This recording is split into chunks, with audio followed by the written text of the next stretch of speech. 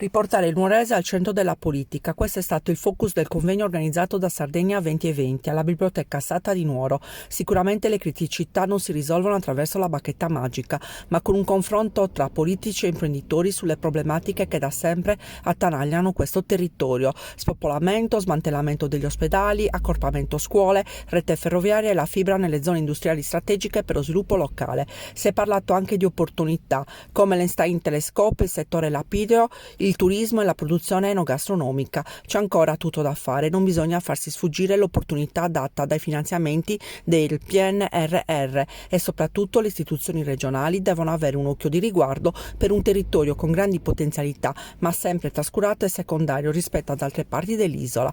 Tra i relatori Alessandro Serra, direttore Coldiretti Nuoro Ogliastra, Emanuele Azzei, direttore SIMG Marmis Cancella, Roberto Borgnoli, ex presidente Confindustria Sardegna Centrale, Giuseppe Luigi Cucca, segretario di Azione, Pietro Pittaiz, parlamentare di Forza Italia, e Antonello Peru, consigliere regionale di Sardegna al Centro 2020.